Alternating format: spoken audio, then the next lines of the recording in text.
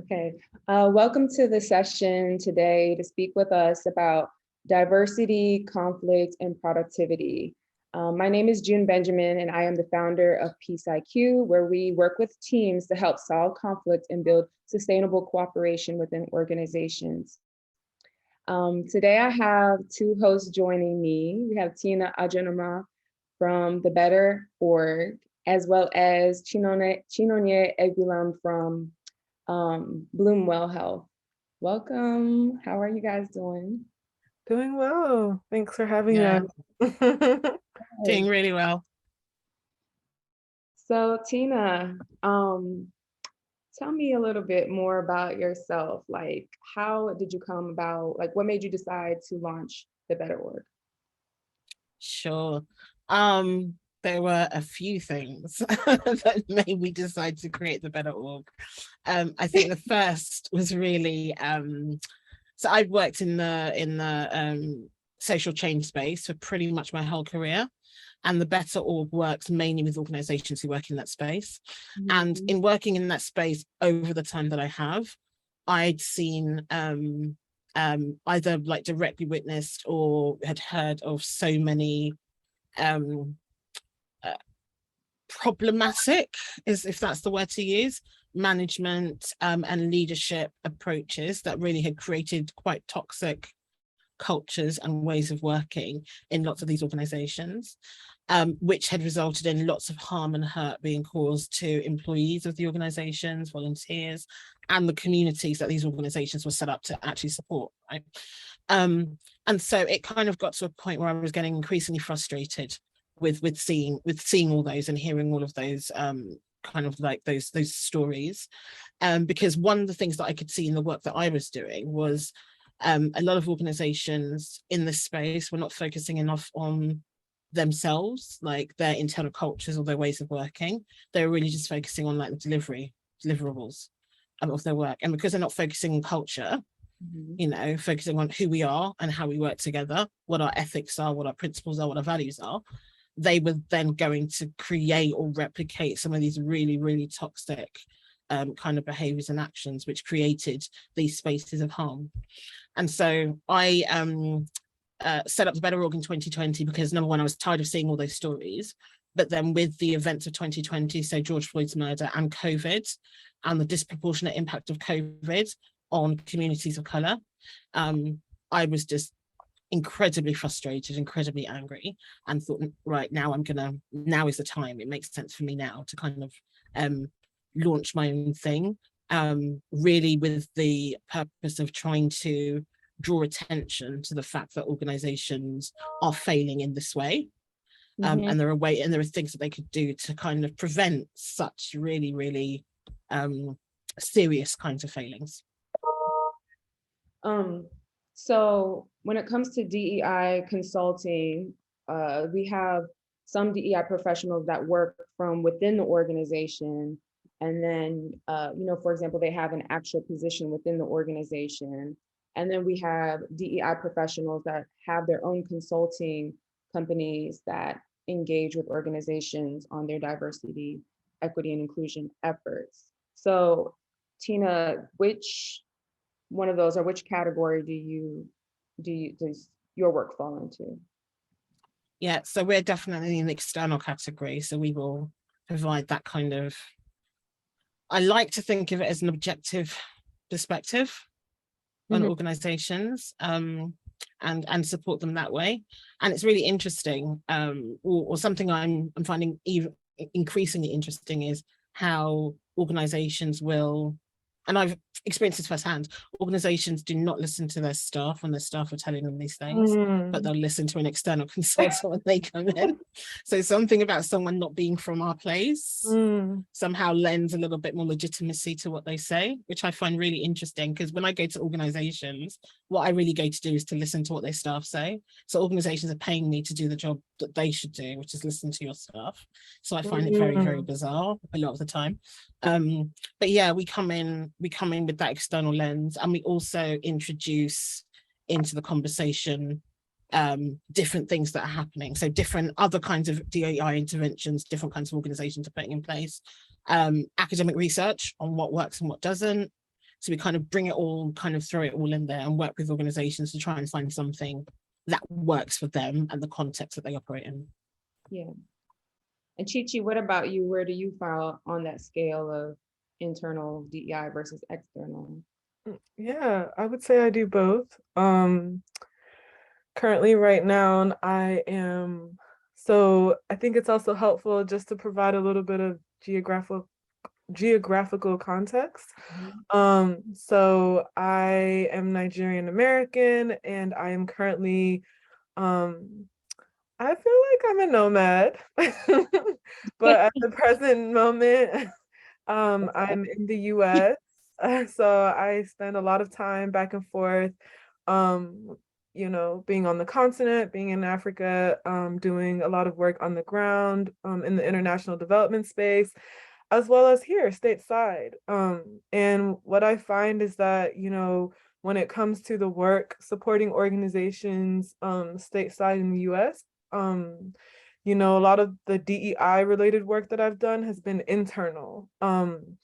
And so I'm currently supporting a pretty big US government contractor, or contracting company, with helping one of our federal government clients to roll out a huge like DEI initiative. And like it's been amazing just to see to see the level of transformation that has taken place in just less than 1 year. But in addition to that, I do a lot of DEI consulting in the international development space.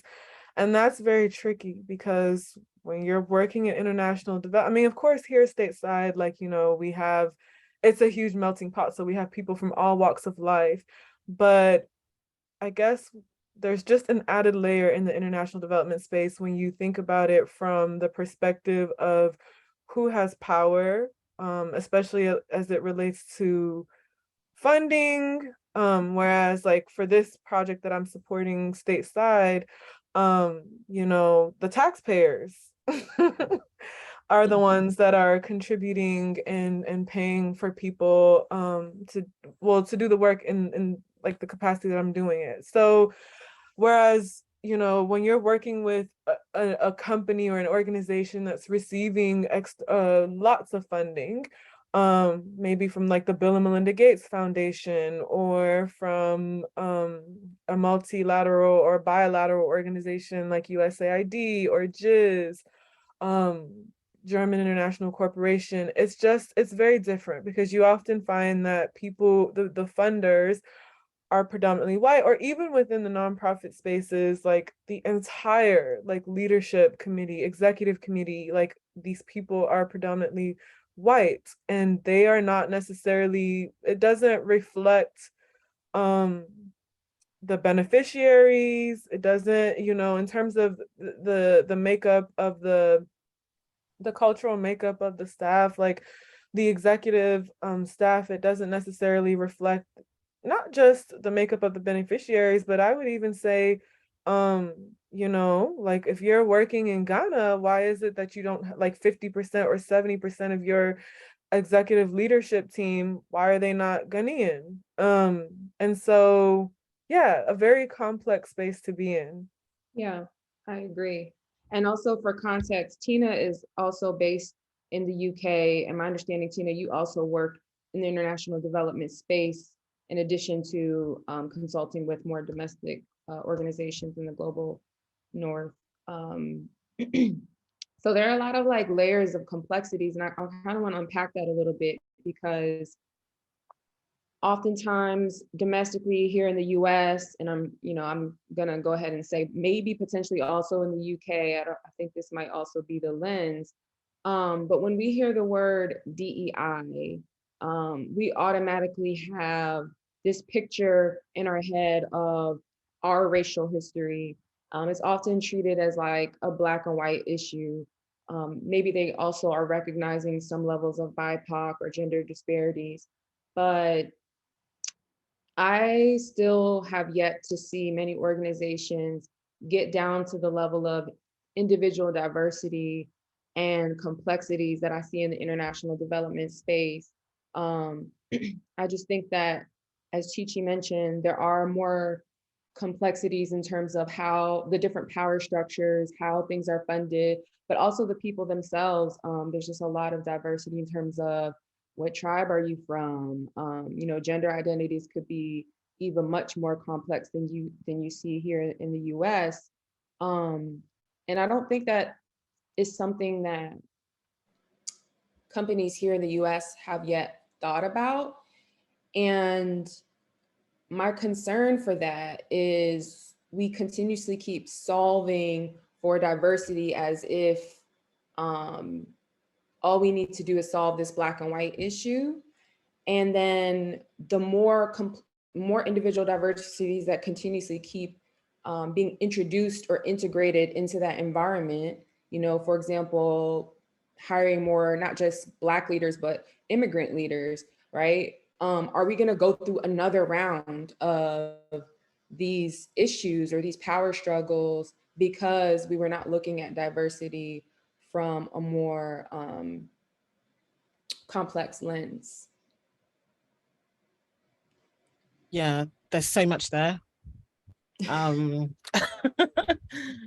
think a quick answer would be yes to what you just said. Yes. And I think maybe there's maybe two reasons for that. I think the first is we're not very good, and by we I'm talking about the collective we as human beings. We're not very good at really understanding and appreciating the layers that make us up as individuals. It's much easier for us to kind of compartmentalize people and say, right, you're a Black woman, okay, I'll put you in this box. You're a white male, I'll put you in this box. It's much easier for us to do that than to recognize or make space and room to really understand the entirety of someone, the wholeness of someone, and what they bring. And because of that, lots of these interventions, these DEI interventions, mirror that. So they are focused on, okay, let's focus on this specific demographic classification, let's focus on that. Maybe if you're lucky, we'll focus on a combination, because we've learned about intersectionality, so we'll try and do that. But outside of that, they're not really making space for the whole. We hear a lot about bring yourself to work or be your authentic self to work. I don't think people really understand what that means. Because they don't, the organizations who are the loudest about it do the worst in terms of creating a space where someone can truly present their whole self. So I think that's one thing. So not really understanding the wholeness and not being able to apply that real holistic lens. But then I think there's another thing specific to international development, well, international development specifically, but the broader charitable sector, which is the fact that till today, the sector has refused to be to take a look at itself and be as introspective as it needs to be. It's failed to really, really, really start to acknowledge and understand its roots and its core, and the fact that it has its roots and its core in blood. Yeah. In blood and money. Let's put them together, because that's what it is, right? And so because of that, there is a reluctance to go deep and delve deep and really understand why things are the way they are, really understand how we are keeping things the way they are, and really recognize that we may say that we want change, but really we don't.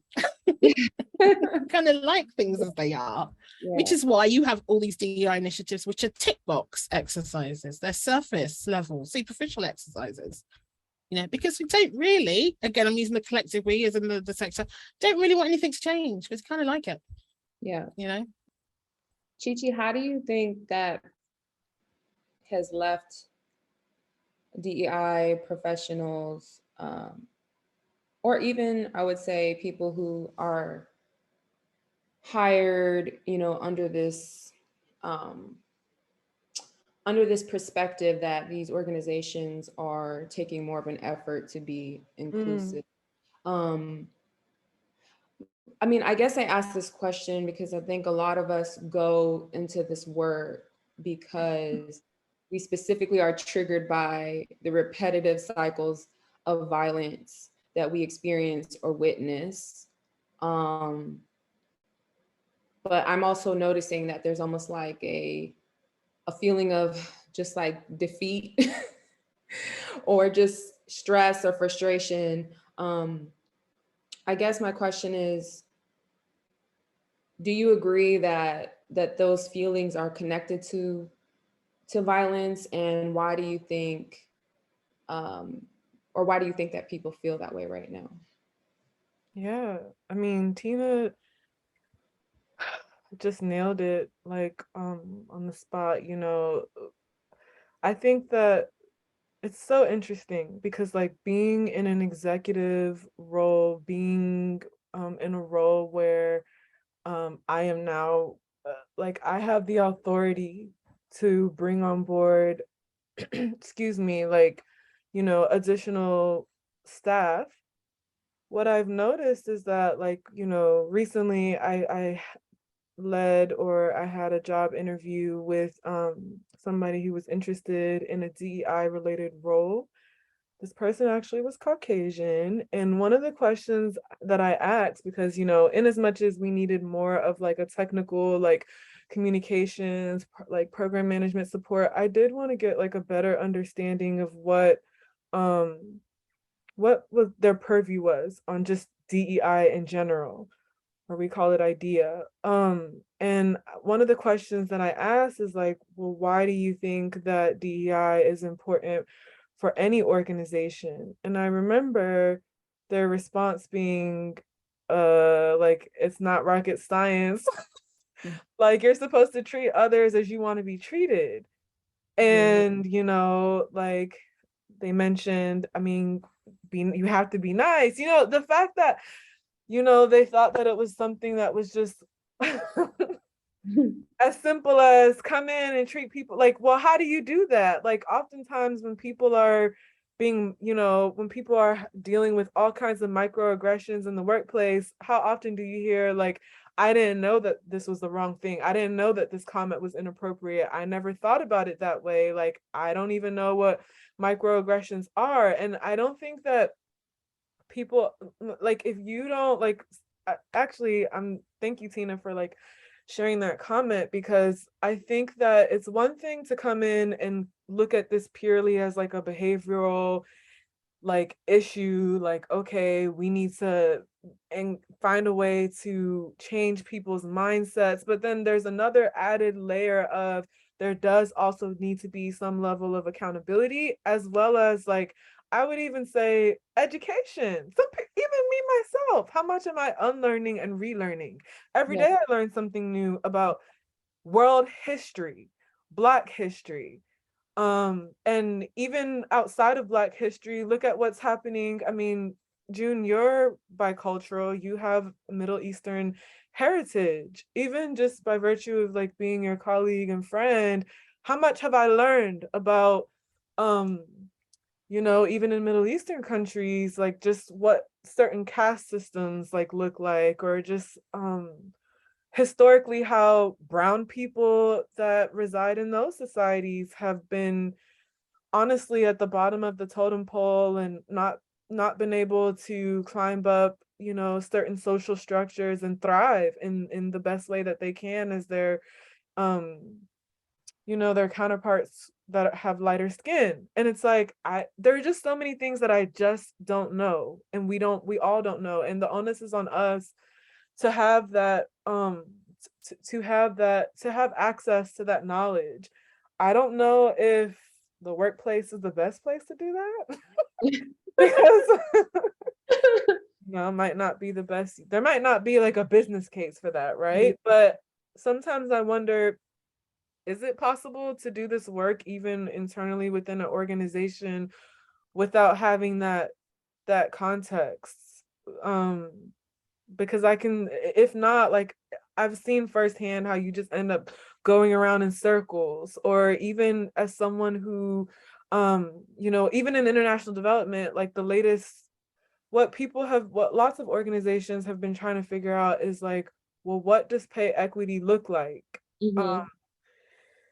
That is such a tricky like conversation to have, because it's like, Now, someone like myself who, like, I am African, like, for me, like, the reason why I wanted to work on the ground was because I felt like it was my birthright. Like, you know, I felt like if I didn't take the initiative to, like, go to the motherland, live, it's one thing to, like, identify as African here, like, in the diaspora, and it's another thing to be on the ground and see firsthand how things are different, and just even culturally, like, what all the changes that are happening on the ground.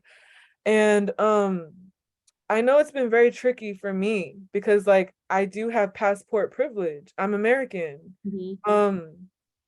Just as much as I am Nigerian. And so even just by virtue of being American, that has posed, like, a lot of, like, I just by virtue of being American, I've had access to so much more, like, being able to negotiate. Like, I have that negotiating power when it comes to seeking out a certain salary. Whereas I've seen organizations say, no, if you're from this country, you can't make more than this. That's violent. Yeah, I agree. I wanted to ask you both, do you feel that non-Black professionals in your space, are they yet in a position, or do you feel like they yet understand or feel comfortable with taking direction from a Black woman? No. Ooh. Because we put a lot There's of Black people so in leadership much. positions. Yeah, there's so much in that. I feel like yes I would and no. say, yeah, exactly. I was going to say yes and no. I Mm. think the more senior I was going to say the more senior they get, the less likely they are, but that's not true. I think so. If I think about my experience in this work, and I do a lot of work with leaders in organizations, board members in organizations, and some of the work I do is I'll go into an organization and I'll have to reflect back to them what I hear. Mhm. And oftentimes a lot of what I hear is not good. And alongside presenting them with what I hear, I'll also present them with here are some things you might want to do to address this. Sometimes they listen to me. Sometimes they don't. And it's really interesting. And when It's when really, they don't, how is the response? Do you feel a form of violence in their rejection, or is it just like I don't agree? there's always an element of violence in the rejections I've had. Okay. Because what I'm often told is it's either, okay, these are good, we'll think about them, or it's, I disagree with everything you've written in here, I disagree with the elements of it. And I think in both those responses, there's a little bit of violence, right? The idea that you'll say, okay, yeah, this looks good, but we'll park it. There's violence. Well, there's violence to the staff, number one, because you're not really giving it the attention it needs. And there's a little bit of violence to me if I'm telling you this is urgent and you're like saying, I'll park it. And then obviously if you're rejecting it outright, or you're very critical, you start kind of trying to tear apart elements of it, which happens a lot. Of course, that in itself is an act of violence, right? You're Right. questioning my professionalism, you're questioning my expertise and my knowledge, Right. you're questioning the entire process, really, the legitimacy of the process. And so there's something in that which is around, how dare you come and challenge me and the way I've done things in my organization. Right. So it is very violent. Yeah. And I think it adds to the fatigue. Chi-Chi, did you have any experiences with like a conflict or violent or escalated conflict or violence when trying to operate as a leader in your space? I did. I think that it goes back to what I was sharing earlier about organizations trying to find, like,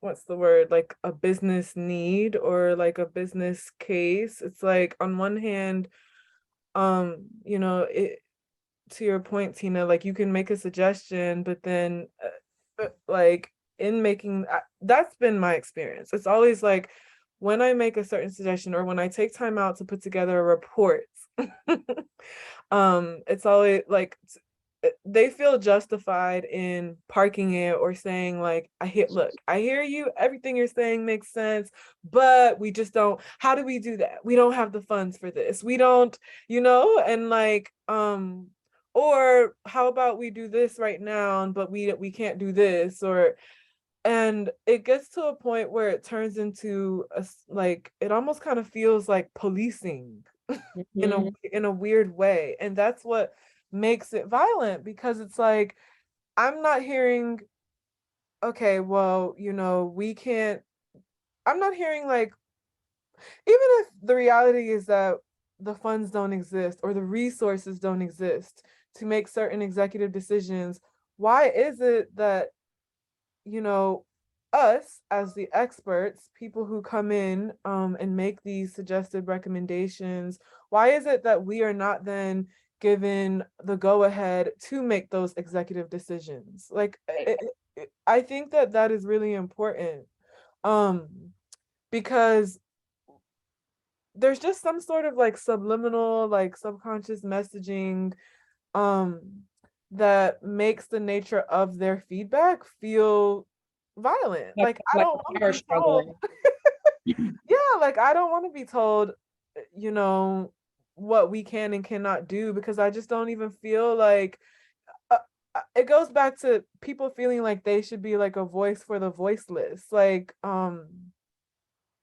we're all equally capable, and when I say we all, I mean those of us who are people of color in positions of leadership. We're very much capable of making executive decisions that are conducive to addressing the business needs of the organization. Even if you want that person or need that person to make a business case, 9 times out of 10, it is possible to make a business case. And I think that there definitely has to be some level of trust. Otherwise, that's what makes the situation feel very violent. Yeah, I agree. It feels like a power struggle happening, that happens some way down the relationship that you form with someone. But my experience is that as a Black woman who has been in many different complicated and violent situations, I guess where my frustration comes from is I feel that I essentially have the tools to de-escalate that conflict, or to, in some ways, try to soften the power struggle and restore balance. But I often also feel that, well, why is this only my job? Why do I have to repeatedly be the one who shows up with my ego in check when you asked me to be here and you asked me to provide you information and knowledge that you don't have, or you asked me to be a leader in this space? But then when I am trying to actually execute as a leader, I am now running into the challenge of having a power struggle around decision making that you would not have with someone else, or you don't have with other people who don't look like me. Mm-hmm. I think it's important to provide like examples, right? Yeah. Because like it's really hard to visualize like what this looks like, without having those concrete examples. Yeah. Like I'm just having, like, I'm reflecting back. I know you had a recent experience with an organization Mhm. where you did give feedback and it was just, leadership took it so personally.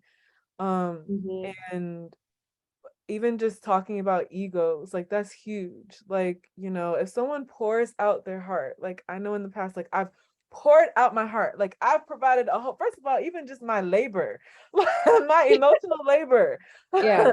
to provide like a whole book report as to why A, B, and C, all these different policies within your organization, I'm asking you to reconsider it, because these are where the flaws exist.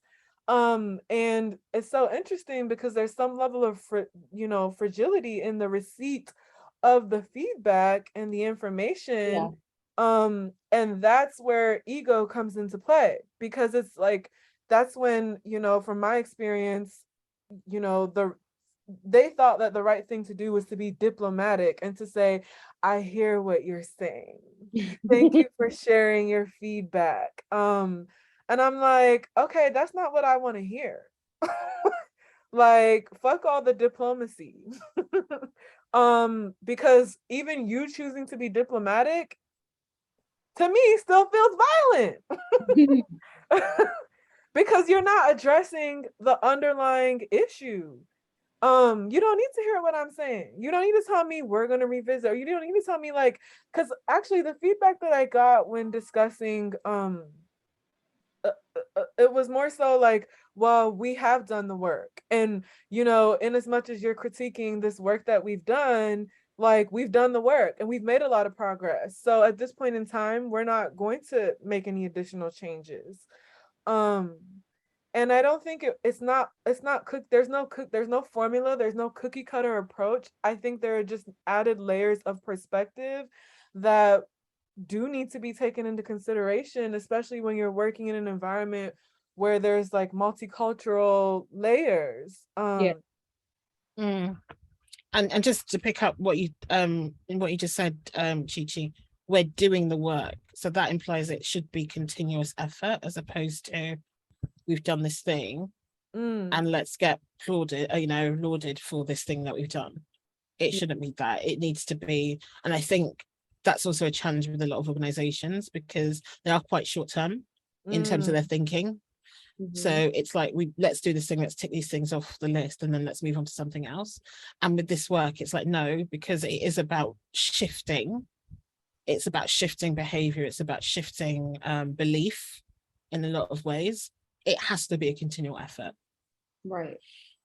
So, and what I heard you both say, and I think it's important to repeat, is that when providing feedback to organizations that have asked you to provide equity and inclusion work and labor to them, which is a very emotionally taxing form of labor, that you are met with a certain level of fragility, defensiveness, and dismissive behavior. And that is now contributing to your experience as a Black woman. You are now experiencing a form of racial violence and gaslighting, psychological violence. Yeah, I would say absolutely. One thing that I really dislike is how much thought and effort that I need to invest and my colleagues need to invest in preparing those reports that we share back with organizations, right? So we spend so much time planning and plotting. I don't usually say plotting, I don't know, but there is a lot of that, right? Because you're like, okay, we really need to think about how this is going to be received. So can we say this, or do we need to change it to that?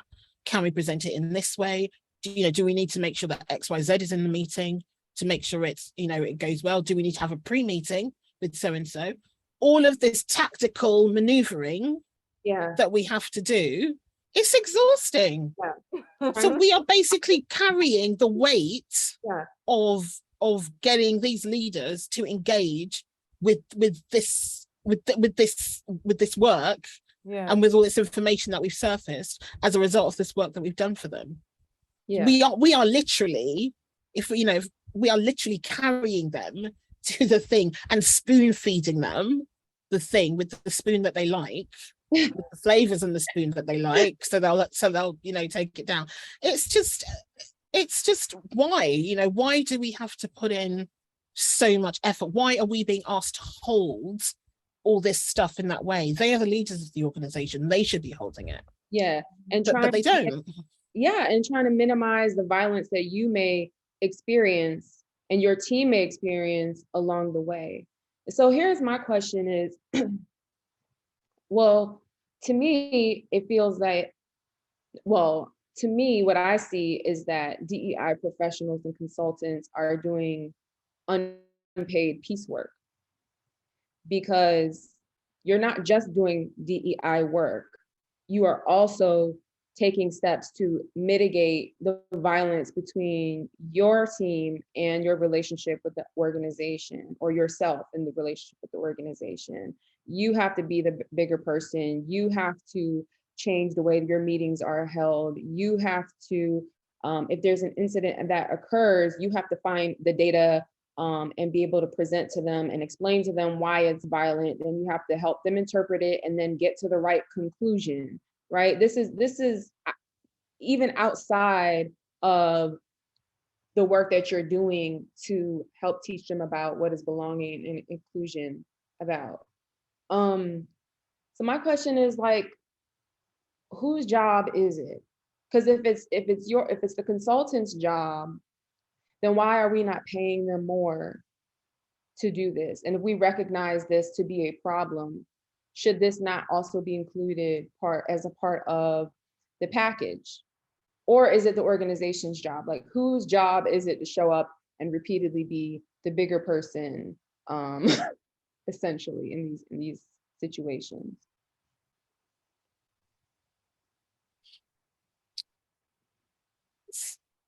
So I feel that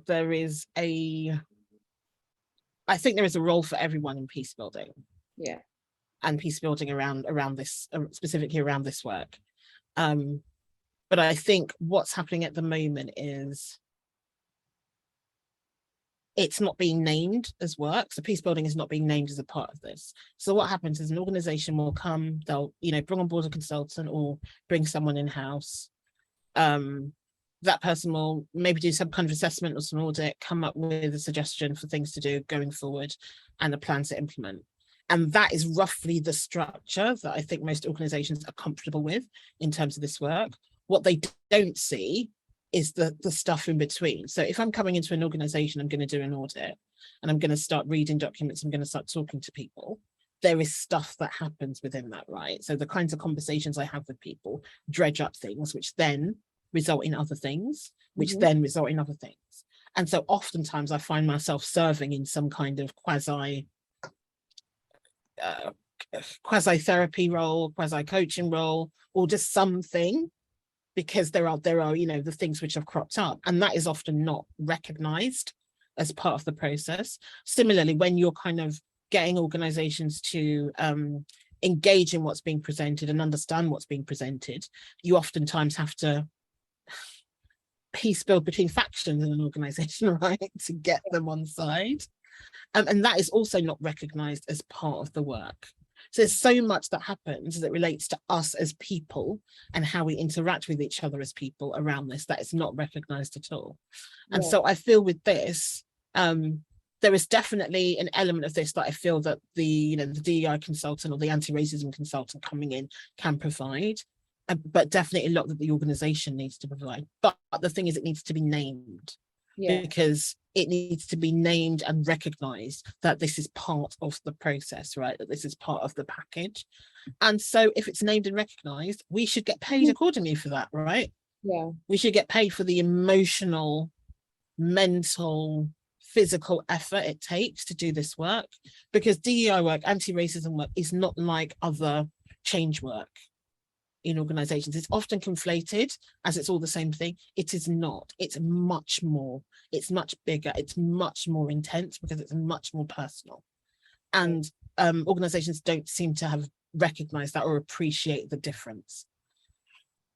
Exactly. I'm going to just read a definition of peace building, just for anyone who's not familiar with it. But peace building is the development of constructive personal, group, and political relationships across ethnic, religious, class, national, and racial boundaries. It aims to resolve injustice in nonviolent ways and to transform the structural conditions that generate violence. To me, when I think about DEI efforts, in many ways, I think about I think of it as an integration effort, because many of these spaces did not have anyone that looked like me, you, or Chi Chi at all, prior to DEI becoming a thing, and this demand for more diverse leadership, or just even diverse employees. We have now all these different pipeline programs that feed into colleges and universities and HBCUs, and asking, BIPOC students to come and join their workforce, or asking leaders to come in, and providing them opportunities for leadership. But you are integrating them into environments that were majoritively homogenous. And every time you look back in history at any form of integration effort, there was a lot of violence and a lot of conflict, a lot of chaos. And I think the fact that we are not planning, naming, as Tina mentioned, as well as factoring in peace building, and factoring in that violence into the equation when we talk about DEI, we talk about integrating people into the workforce. I think that is a huge cause of why these diversity efforts are either failing or leading to fatigue by everyone who has now been thrust into this melting pot that feels like a war zone.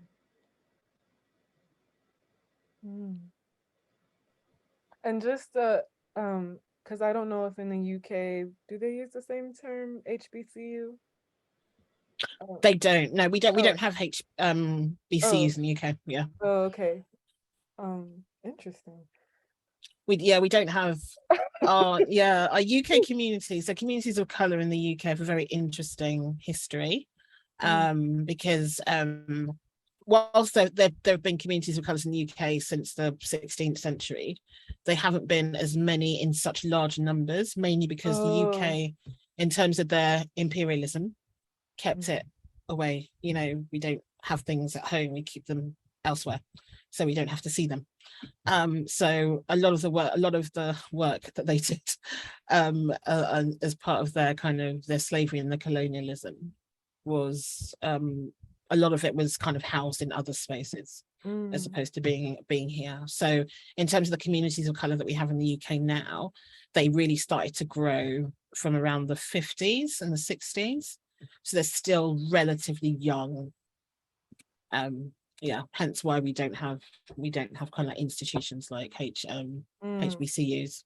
And it also sounds like it's not a priority at the national level, historically, to have academic or educational institutions like.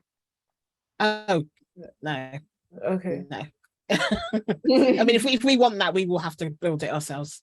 I mean, there is, and someone is actually in the UK. There's someone who I think her name is Mel. I can't remember her surname, but she's created something called the Free Black University. So which is looking at different forms of knowledge creation, and really kind of decolonizing the whole act of learning and the whole act of kind of sharing knowledge. So that's really, really interesting, and that's something that's very different to what we have in terms of the education system here at the moment. Got it. So for those of you who are watching that don't know what an HBCU is, HBU stands for Historically Black, what is the C? College and universities. Yeah, you asked a question, June. I forgot what the question was. Yeah, I forgot too, but I will ask you a new question. If you could maybe share with us a conflict that occurred and recently, since I mean they tend to happen all the time, and how you feel that you should have or would have wanted to be supported by leadership, the organization, your teammates, what would have led to a better solution or outcome? And I'm assuming like at the micro level in like my capacity as a DEI. Yes. Mm. Yes. Yeah. Well, I think that it's also important just to start off by saying that there are issues that could be, interpreted as like an issue where you have to like tap into like the logical side of your brain. Like there's like a logical issue versus emotional issues. And if I like in sharing this experience, like I guess like I just want to like highlight the fact that at this point in time, like both parties were very like emotionally like charged. And so yeah, recently one of my coworkers who is also a team lead, um and this is gonna sound so silly because we had a call with our client and I put up I normally collect everyone's feedback for an agenda, right? And so put up the agenda. Somehow my coworkers her inputs were not registered, they weren't saved, they I don't know. She claims that they were deleted by me. And what was so wild about this situation was that like I was in the process of like, you have to present yourself very well to the client. Like you can't afford to be troubleshooting or to get angry or to be emotional in that moment. Like in that moment, you just and I'm getting messages on the side. Why did you delete my content? Moving forward, don't delete my content. And the reason why this was so problematic is because number one, I'm a Black woman. What you're not about to do is accuse me of doing something that I did not do. Um, that feels very violent. You can ask me a question. You don't need to assert an assumption upon me, right? And so I think it's important to acknowledge that like this example that I'm sharing is like micro level, right? So like that in and of itself was like a microaggression to me, just as even outside of being in a leadership position, like just in a staff, like an employee of the organization, like I'm being hit with this microaggression by a white Caucasian woman. So then I just had to, even the fact that I had to maintain my calm in that moment, even when I didn't want to. Like I'm pissed, but like it's like, no, be the bigger person. Like how often do we as women of color, Black women, have to be the bigger person? Rather than two parties coming together, like, to troubleshoot. Like, it's like, why do I have to step in that position to de-escalate when, and like, to your point about peace, like, that's peace building work. Like, that's unpaid. It's like, it's not my job. It's not my job to sit here and to educate this girl as to why what she's doing is inappropriate, right? So then to tease it out, like there are two separate issues here. There's the issue of, number one, this girl's hitting me with the microaggression, so I now have to educate her and let her know why this is not okay. And then there's the other issue of I don't feel okay. Like this is not a good feeling. Like, I feel attacked. And it's also very trivial. We're talking about an agenda. Yeah, why don't you have the Like it takes 2 seconds to update the stupid agenda. And that's not why I'm here. That's not why the organization like that's not why I'm employed. Like this is a very like small tiny sliver of the work that I do, right? And so things just kept on escalating. It turned into a space where it like there was even some level of like tone policing. Like, she now I said like, moving forward, please do not assert any assumptions, onto me. If you have a clarifying question, you can ask me because I can go ahead and let you know right now. I did not touch anything that you put into the document. It seems to me as if it was a technical issue, which is why it's problematic that you're, coming at me like this. And so, she mentioned, I'm ending this conversation right now. Yeah. She says, I'm ending this conversation right now. If you would like to discuss this any further, feel free to create an email thread and with our supervisor involved. Oh, so now you want to get the big boss involved. So have a conversation about an agenda. Like, no. So then I responded and I said, I mean, if you would like to schedule a call with, the big dogs, by all means, feel free. I'm fully capable. I am fully capable of handling, articulating what my issue is and letting you know what I will and will not tolerate, or what I will and will not accept. Like, if you have an issue that needs to be resolved, we can troubleshoot together, right? It doesn't have to escalate to a place where you're now attacking me, or where you're just being so rude and condescending. And defense, yeah, all of that. And so, like, and there's just, I keep on like reflecting on what Tina mentioned earlier about history, right? Because it's like, what was happening in that moment, even though I had to force myself to be calm, is like I started reflecting on all the other times that a similar incident like this took place, right? And it's like, there is that historical, like, there's just, honestly, we all suffer from some level of PTSD. We've been dealing with this, type of behavior our whole entire life. And the reason why, it's not okay is because, like, if we are leaders in this DEI space, we shouldn't be dealing with these kind of issues like internally. And even at the organizational level, I do think that there should be certain mechanisms in place, because I did escalate this to my supervisor and I said, hey, I don't need your help to troubleshoot this issue, but I am letting you know that this is what took place. Just documenting, reporting, because if it's not documented and if it's not reported, that's a whole separate like layer of something happening again and being taken out of context without realizing that this is really a systemic issue that continues to take place over and over and over again. But yeah, I don't want to go on a rant, but I will say that at the organizational level, like, I was told by leadership, like, hey, I know that this person is not, behaving well. And while I do agree with you, like, let's just try to de-escalate, because if we continue to escalate, everyone is just not, like, everyone is acting out, and everyone, we're all angry here, and this is not going to translate to any kind of productivity, and it's just going to turn into like nonstop back and forth. And we do have to get to a space where there is some level of peace.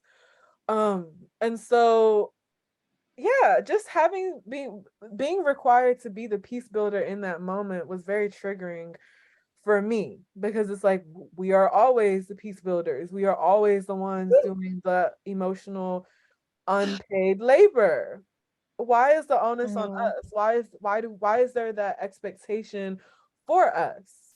And why are there not more protective measures like in the workplace to try to like get out of that space, or feel protected, or feel like there's some level of psychological safety even in choosing to take a stand? Because I feel like it's also my birthright to say, like, I'm not going to tolerate this level of abuse from you, but if I choose to do that, it's going to come across as if I'm escalating, so I don't get to be like human in that moment.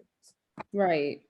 Yeah. Right. There's so much in what you just said that just oh good Lord. And I was thinking of the fact that there's kind of there were two things in there that I was going to say. One was we are either, as you say, we're either seen as the loud ones and the troublemakers, and people lean into the whole angry Black woman stereotype, even when you're just defending your space and your peace. Or people lean into the whole Black people don't feel pain, which is why they continue to throw the stuff at us, and why we're thrown in the front lines of everything, and we're kind of put in a position of having to deal with everything because we can take it, right? We're tough. Yeah, that's what I say. Yeah, it's intense. It's To be honest, there are days when I'm like, do I even want to continue to do this work? Because like, we also have to prioritize our health. And if I'm always emotionally charged like this or angry like this, I mean, this is not conducive to our health, to Yeah. maintaining Not good at all. health. Yeah, not at all. And that's something I've really noticed, just like the physical effects this work has, and the Mhm. fact that it stays with you. So you'll have a meeting, you'll do a piece of work, you'll have maybe a really triggering conversation with someone, and it just sits with you, and Yeah. it will sit with you for as long as it wants to sit with you, and you have no choice in the matter. And that stress Um, literally eats into it's just your it's I DNA. know it's just awful. We really should like have there are some jobs out there that have hazard pay. These Mm, jobs should have hazard pay, Yeah. because I agree. Because this yeah, is there's a things lot. that will go on into like those of us who are doing not even, I wouldn't even say healing work, the hard work. Like I think one thing that because I also have like a background in public health, and I've worked within the clinical space, done a lot of clinical research. And one thing that I've been learning a lot about is just epigenetics. And as the child of someone who, like my biological mother, she's late now, but she lots of trauma. Like she became an amputee, like a lot of like just dealing with a lot of like domestic violence, emotional violence, to the point where she had to leave Nigeria. Like she left Nigeria because it was just too much. And then she ends up in the US and was still subjected to violence. And I always say, like, even though she died of cancer, it wasn't cancer that killed her, it was that the stress that killed her.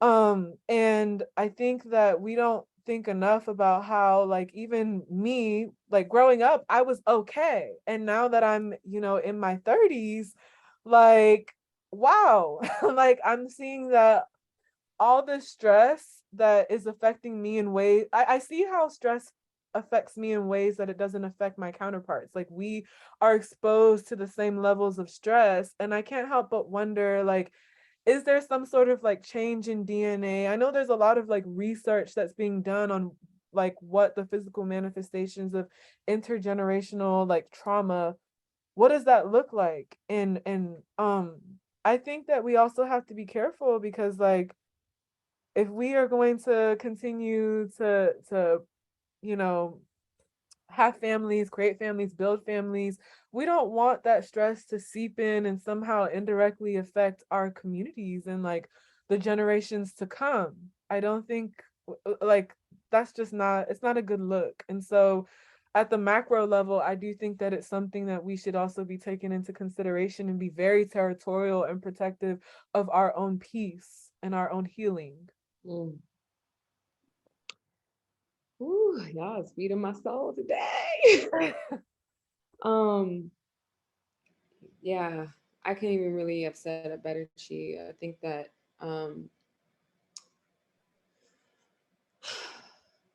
yeah, I'm tired of the cycles of violence. And just my last thought is I think it's also important to trace back to why these DEI efforts come about, or oftentimes how they come about is you have, a group of employees who are taking the time and space to be vocal. A lot of times they experience additional violence for being vocal. Then they incorporate other, in my eyes, peace building strategies to come together, to mobilize, to provide feedback back to the organization or create demands for the organization.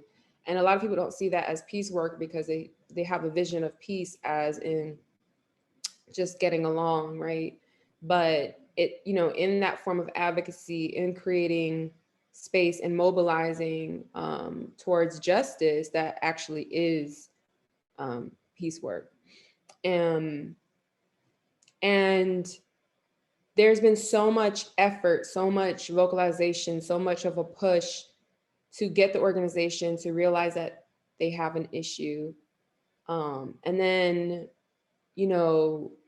there's an external movement happening with in the DEI space, which is, calling out the need for solutions and interventions.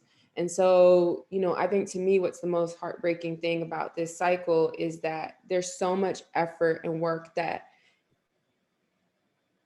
is put into even getting to the place where you can even have a DEI program or intervention. And people are hoping that in some way, shape, or form that all of these efforts culminate into a better organization. And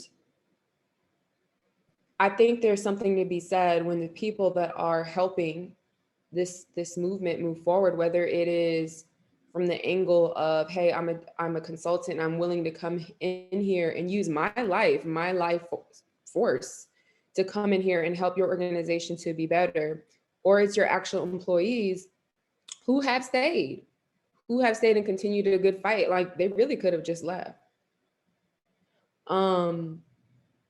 And there's so much hope, there's so much belief and hope for wanting the right thing to happen. So when these injustices repeat, or these cycles reoccur, or now we're still experiencing this level of resistance to the solution at this level, even at this level of awareness, it's just, it just, for me, it feels like very compounded forms of violence. And I think of not just the violence that occurred to me, but the violence that occurred to every single person of color that it took to even have me be in this room with this organization. So, Tina, do you have any conclusions? I don't know how you can, I don't know, this isn't the kind of conversation that you kind of conclude, right? It's the conversation that's ongoing, so it's really difficult. And I guess what I would say is I'm very grateful that I've had the opportunity, and I still have the opportunity, to learn more. I think, Chichi, you said at the beginning about the importance of learning and unlearning in this space, and I'm really grateful that I'm having the opportunity, because the more I learn, the more I'm able to name things, which I haven't been able to name before. And now I'm able to name things. I'm able to say, okay, now we're going to put something in place to address this. And so this idea of, peace building in an organization, and the fact that peace building is an integral part of what I do in organizations, that is learning for me, and I'm thinking, okay, how am I now going to integrate that into what I do and how I think about the work that I do, and what I kind of share with organizations, because I think it's a really important element of this work that goes overlooked. Yeah. And then organizations wonder why their interventions aren't working. I agree. Yeah. Well, thank you so much for joining us, both of you. And I want to continue these conversations. This is actually going to be a series. Love to have you back, and any thoughts that you have, or any solutions or perspectives or stories. I think, just to kind of add on to what Tina said, like, we just need to talk about it. We need to name it at this point. And I think naturally we can come together to find different solutions or demands, because I'm all about demanding my piece. And charging. Yes. Listen, we live in a capitalist society, so let's get our coins. That's what I'm saying. And honestly, I mean, this might be a whole separate conversation, but I think it would also be helpful to have I mean, I felt like this session, it was nice to just name certain things and share certain experiences. But for those of us who do the peace building work, there are so many things that we're still trying to figure out. So I think that even just having like a working session where we're like, okay, well, where we get to share best practices of what is working, like to both of your points, like if you want to get to a space where you can charge for that peace building work, how do you create that value? And I know, like, June, like, you have like a legal background, and I don't know if Tina, you've noticed this in the UK, but like here in the US, like post George Floyd, there has been just like a crazy shift, like a huge paradigm shift And a lot of organizations, they're realizing they don't have a choice but to engage. Whereas like within the international development space, I notice it's more so like altruistic. It's like leaders are saying, I'm passionate about this work. We need to bring DEI and do this DEI work. In the US, it's like, no, you don't have a choice because this is a liability, right? We should have a whole separate conversation about international development. A whole separate conversation about that space. Yeah. Oof, yeah. Well, thank you. Thank you so much. Yeah, we're going to continue this series on Peace IQ. Please follow Peace IQ on LinkedIn. Please follow the Better Org on LinkedIn, as well as Bloomwell Health and Sproutly services. Okay, thank you, everyone. Bye. Thank you. Thanks. Bye.